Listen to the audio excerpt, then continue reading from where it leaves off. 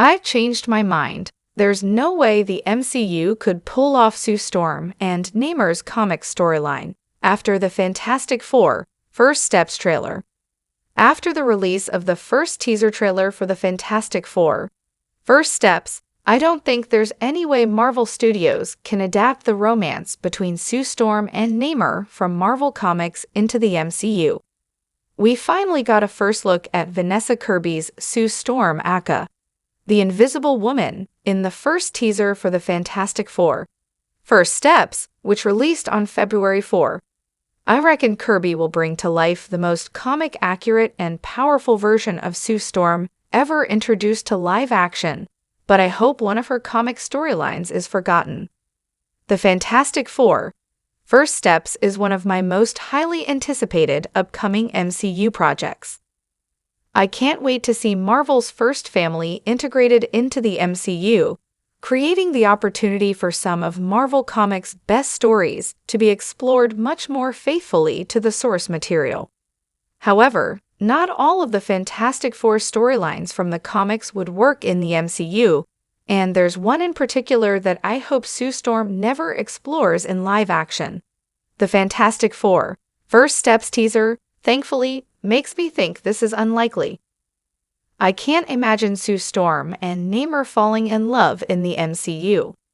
It's tough to even say that Sue Storm and Namor ever fell in love in Marvel Comics, as their romance never really went any further than lust.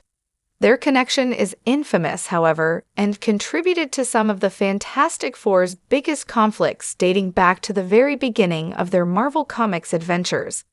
Despite Sue Storm and Namor's prominent connection in the comics, however, I really don't see Vanessa Kirby's Invisible Woman and Tenochti's Namor from Black Panther Wakanda Forever exploring this storyline in the MCU.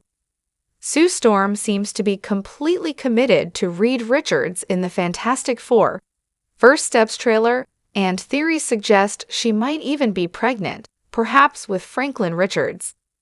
Black Panther Wakanda Forever also made huge alterations to Namor, which means he's very unlikely to want to get involved with a regular human woman. Since much of Sue Storm and Namor's history in Marvel Comics is pretty dark and seriously controversial, I think it's best that Marvel Studios just quietly ignores this part of their Marvel Comics story. Sue Storm and Namor's Marvel Comics history explained.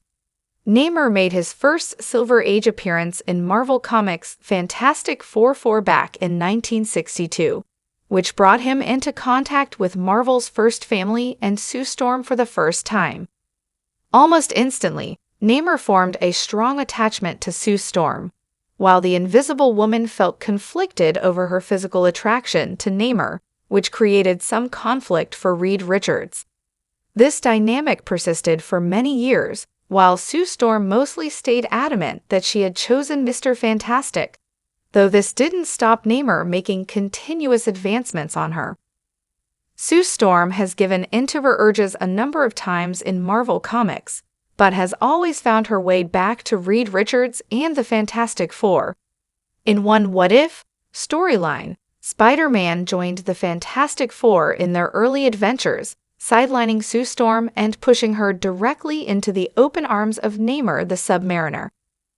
Namor's intervention often got in the way of Reed Richards and Sue Storm's romance developing, such as when he kidnapped Sue before Reed could propose, but the Fantastic Four power couple eventually ended up together, while Namor was left without. Parts of Namor and Sue Storm's history are too dark for the MCU. Marvel Studios could, of course, decide to follow the narrative of Marvel Comics and introduce a love triangle storyline between Sue Storm, Namor, and Reed Richards. However, I think this would be a very bad idea, especially since the romance between Namor and Sue Storm was never a loving one, but was in fact laced with coercion, ultimatums, and forceful behavior that is pretty abhorrent.